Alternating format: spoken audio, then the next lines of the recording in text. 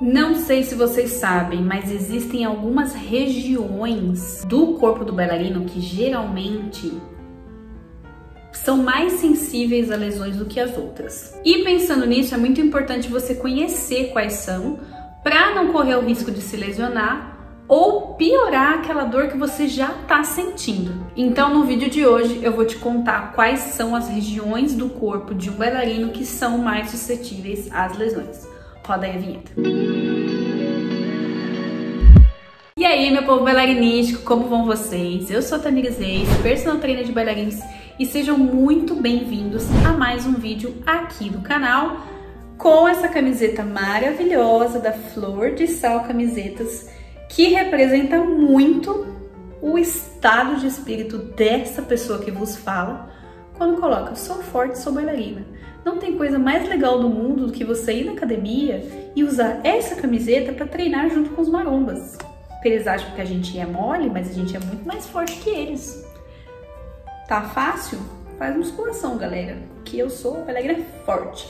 E se você quiser conhecer mais estampas dessa loja maravilhosa, eu vou deixar o link aqui da Flor de Sal Camisetas para vocês acessarem, porque tem cada estampa muito legal. Tem estampa para professor, tem estampa para dança do ventre, para jazz, para tudo quanto é lugar. Vai lá, dá uma olhadinha. Então hoje nós vamos falar prioritariamente de lesões na dança, né? Mais precisamente, onde essas lesões são mais encontradas dentro do corpo do bailarino. Porque uma coisa é certa, o bailarino reclama que não quer ficar maromba, mas o bailarino internamente fica naquela coisa de no pain, no gain, de que a dança precisa ser sentida, que o sofrimento faz parte da arte. E aí tá todo mundo cagado, né? Chiquinha, filha, se você não espera, eu não posso te ajudar. Chiquinha. Mas aí eu queria deixar uma reflexão para vocês. Você concorda que se existem regiões que já são regiões mais propícias para o bailarino se lesionar, não é um sinal de que algo pode estar errado? Pois então, antes de discutir esse questionamento todo, já aproveita, ó, clica aqui no botão de se inscrever, ativa o sininho, porque toda semana tem vídeo novo, viu? Fica aí, ó, já tem muita coisa legal para vocês acompanharem aqui, então é só se inscrever e ativar aqui as notificações para receber o lembrete de quando sai vídeo novo. Então vamos lá. Pois bem, se existem lesões incomuns em bailarinos, é porque algo é trabalhado meio que de uma forma muito igual para que isso aconteça, você não concorda? É tipo quando você fala para uma pessoa que ela fica o dia inteiro trabalhando no computador e ela sente dor na lombar, ou por exemplo, uma pessoa que trabalha o dia inteiro digitando, escrevendo e tem dor no punho. É normal, isso acontece mesmo. E aí com a dança é exatamente a mesma coisa. É claro também que a gente sabe que tem umas pessoas abençoadas, divinas, que podem fazer o que for, a pessoa não sente dor nunca na vida e assim, essa pessoa deve ser um ET.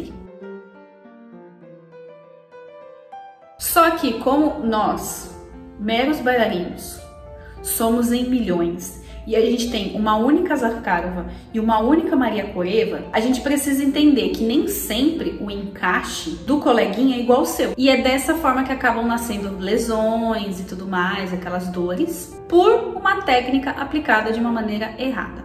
Então eu vou falar para você quais são as 3 regiões mais afetadas nos bailarinos, e é para você ficar atento, porque se alguma dessas 3 regiões você sentir desconforto, se você sentir aquela dorzinha que não passa nunca, é preciso avaliar tanto a sua técnica quanto as suas questões mais médicas também, para ver se você não tem algum problema, algum princípio de lesão, para não evoluir para algo muito pior. Então vamos lá. Primeira região que é mais atingida nos bailarinos é a região do tornozelo. Obviamente, né, por conta das pontas, as meninas elas sofrem mais com a questão do tornozelo, por conta desses movimentos repetitivos e tudo mais, de relever. E aí elas acabam tendo que ter um pouco mais de cuidado para não ter tanto entorse quanto nenhuma tendinite por esforço repetitivo. Então é muito importante vocês prestarem atenção, principalmente no final de um ensaio ou depois de um ensaio muito pesado, se você não tá sentindo uma dorzinha lá no tendão, sabe aquela dor que você acorda de manhã e aí você quase não consegue pisar no chão porque tá repuxando? Fica muito atento a esse tipo de dor, que pode ser um indicativo de que você fez um esforço a mais e o seu corpo ainda não estava preparado, não estava fortalecido para isso. Além de que essas dores podem ser um indício de falta de força, mas não a força da ponta. Às vezes o bailarino ele faz muito um tipo de movimentação e ele não faz um movimento compensatório. Então ele acaba fazendo muito relevé, que acaba trabalhando muito a panturrilha e o tornozelo, e as regiões mais anteriores elas são mais enfraquecidas. Então, ter falta de força nas pontas não quer dizer que necessariamente você precise fazer mais relevés nas pontas. Às vezes é um desequilíbrio muscular entre a panturrilha e a região anterior que aí faz com que você tenha essas dores, que você tenha canelite, entorses e desconfortos no tendão no geral. Ou simplesmente cansaço, né? Porque às vezes você faz tanto e você não consegue descansar porque a musculatura ela precisa de um tempo de repouso. Então respeite também esse período de repouso. Segunda região mais afetada dentro dos bailarinos, que pra mim é tipo a região que merece uma coroa de tão sofrível no mundo da dança, que é o bendito do joelho. Só que a dor no joelho não necessariamente é uma lesão, é alguma coisa do gênero. Às vezes é em decorrência de um trabalho muscular feito de maneira errada, combinada também com a falta de força no que a gente chama de CPL, que é o complexo posterolateral. Falando de maneira muito grosseira, é como se fosse a parte do lado da sua perna e os glúteos. Por conta dessa falta de força, dessas dores dos joelhos, muitos bailarinos acabam recebendo o diagnóstico de condromalácia patelar, que faz com que inclusive o bailarino acabe se confundindo, porque existem vários graus de condromalácia. Tem desde um grau muito mais leve, que às vezes é só precisa de um repouso e tudo mais, como também tem uma condromalácia muito mais pesada, que pode ter até nível cirúrgico. Então, o fato de você ter condromalácia não quer dizer que você vai ser uma pessoa que vai precisar de cirurgia, mas também não quer dizer que seja só tipo uma dorzinha no joelho. Precisa ter o diagnóstico certo, precisa fazer o tratamento certo para esse tipo de situação, para que o que era tranquilo não vire um problema maior e o que já era um problema maior tenha que, sei lá, fazer com que você pare de dançar. Só que em muitos casos, principalmente das condromalácias um pouco mais tranquilas e tudo mais, um bom treino de musculação já te ajuda a consertar, porque às vezes a condromalácia patelar ela é um desalinhamento ali da região no complexo posterolateral que faz com que a sua patela comece a roçar, né, na musculatura lá do fêmur com a tíbia. Então isso faz com que você fique com dor. Se você faz o tipo de fortalecimento certo da região correta, esse tipo de trabalho, né, de roçamento, esse tipo de contato, ele acaba sendo um pouco mais amenizado e aí você fica com menos dor. Eu falo isso por quê? Porque eu fui diagnosticada com condromalácia patelar, cheguei a fazer ressonância, fiz raio-x, fiz tudo quanto é coisa, fiz físio e aí simplesmente não sarava. Eu continuava com dor no joelho, continuava, ficava um período mais frio, a dor aumentava e nada fazia com que eu parasse de sentir essa dor. Foi só começar a fazer a musculação que, juro pra vocês, gente, tem 2 anos que eu não tenho ideia do que é ter dor no joelho mais. Por quê? Porque as regiões que usam, né, que sustentam o joelho, elas já estão fortalecidas, elas já estão trabalhadas. E aí eu não sinto mais dor, graças a Deus. E nem precisei fazer cirurgia, nem precisei fazer fisioterapia, não fiz nada. Só com a musculação já tá sucesso. Então, em alguns casos, o fortalecimento do CPL é fundamental. E, inclusive, você consegue, com o fortalecimento do CPL, melhorar um pouquinho da sua rotação do andeor.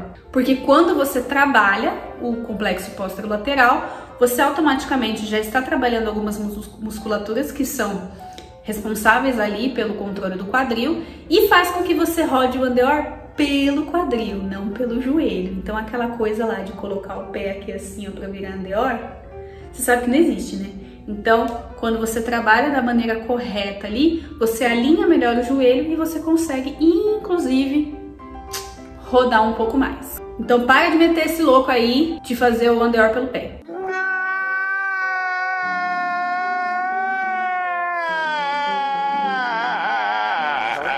Terceira e última região, que na verdade eu já tinha dado um spoiler, que é a região do quadril. Assim como existem problemas de pessoas que fazem rotação pelo pé que afeta o joelho, como eu disse, existem problemas de pessoas que fazem a rotação pelo quadril e aí fazem uma rotação excessiva, que vai desgastando toda a cartilagem que envolve lá o quadril. Esse excesso de rotação ele pode gerar um estresse nas articulações e desenvolver lesões como síndrome da banda tibial, artrose, tendinopatia, lesão no labrum e etc. E essas lesões no quadril eu diria que são as mais chatinhas de tratar, porque elas afetam diretamente no encaixe do andeor, porque elas acabam causando muita dor. Então às vezes só de você fazer um plié você já sente. Na hora de fazer um grand plié de quarta, gente, pra quem tem lesão no quadril, é tipo uma morte. Às vezes até você aterrissar andeor de um salto, você sente também o quadril ali, sentindo o impacto. Então ele é bem chatinho, a gente precisa ficar muito atento ao que está acontecendo com os nossos encaixes no quadril. Então qualquer dor que você sentir na região que persiste ali por um período que você não tá vendo que o negócio não tá certo, fica atento, procura uma ajuda especializada, converse com seu professor de balé, converse com seu personal, converse com seu físico, converse com algum profissional de saúde, pelo amor de Deus, para que você não venha sofrer com intervenções cirúrgicas. E assim, vou falar um negócio muito louco. Todas essas lesões, elas podem ser minimizadas, elas podem ser prevenidas através de 2 pontos, que é o treinamento complementar e uma melhor adequação da técnica. Porque quando você faz o treino de complementar de fortalecimento, mesmo que seja geral, mesmo que seja tipo, sei lá, musculação básica, que não seja tão direcionada para quadril, joelho e tornozelo, você acaba trabalhando toda a musculatura de base do seu corpo, que serve meio que um meio de suporte para as atividades cotidianas do seu dia a dia. E aí quando você entra na técnica clássica, o seu corpo já tá com uma base muscular muito boa, que faz com que você evite essa sobrecarga lá da musculatura. Então pensa assim, que o seu corpo, ele é tipo um tronco de árvore. Então pensa assim, pensa que os treinos complementares, eles são tipo um tronco de árvore. Então você precisa ter uma base muito forte, uma base bem robusta, uma base top, para que a técnica clássica sejam as folhas, sejam os frutos. Ai, gente, olha que analogia bonitinha. Gostei. Os treinos complementares são o tronco da sua musculatura. E a técnica clássica são os frutos. Se você não tem um tronco forte, os frutos vão ficar, ó, tudo. Então, trabalhe a sua base muscular. Enquanto que a adequação técnica é um fator muito importante para que a gente justamente não faça esse tipo de repetição que acabe machucando as suas articulações. Então é muito importante que você converse com o seu professor, que você tenha consciência de quais são os seus limites, para que você não vá além. Então, se por exemplo, você é uma pessoa que é um pouco mais com o quadril um pouco mais fechado, não tem por que você querer uma rotação externa muito maior, porque isso a longo prazo vai fazer com que você fique desgastando a sua articulação, gerando assim as dores, gerando assim as futuras lesões, que, gente, a pior coisa do mundo é você parar de dançar porque você teve que submeter uma cirurgia e tal. E quando você constrói a técnica dentro dos seus limites, o que você quer aprimorar acaba acontecendo naturalmente. Então eu já vi muitos casos de pessoas que são um pouco mais in the dance, que fizeram um trabalho de ativação muscular bem feito dentro dos treinos complementares, mas que fizeram a aula com base nos seus encaixes e que com o tempo conseguiram uma maior amplitude de movimento. Você consegue trabalhar melhor essa mobilidade para que a sua rotação fique um pouco melhor. Então se a pessoa está fazendo uma primeira posição aqui, mas ela consegue ativar a musculatura certa, com o tempo ela vai gerando essa força, gerando essa consciência para que a primeira posição dela, que era assim, fique um pouco mais aberta e aí ela consiga fazer os passos com uma estética mais bonita, com uma técnica mais fluida. Então, meu povo, fique atento aos tornozelos, quadris e joelhos e principalmente continue fazendo seus treinos complementares e prestando muita atenção em como que essa técnica está sendo desenvolvida para que não haja problema, para que não haja lesões, para que não haja pausa na carreira em função de problemas articulares. Curtiram o vídeo? Então comenta aí se você sente alguma dor em algum desses locais. Comenta se você já teve alguma lesão, se você já passou por um processo de reabilitação e tudo mais. Compartilha isso com a gente, que acho que é importante. Às vezes as pessoas que já sofreram isso, contar pra galera como que é sofrível você ter que parar de dançar em função disso, pra ver se as pessoas acordam um pouquinho mais e se cuidam, né? Então comenta aí, fala o que você achou desse vídeo e não se esquece de se inscrever, porque toda semana tem vídeo novo no canal falando sobre tratamento de lesões, prevenção de lesões, tem review, tem vlog, tem tudo falando sobre alta performance e carreira longa na dança. Então eu vejo vocês no próximo vídeo. Um beijo e até mais!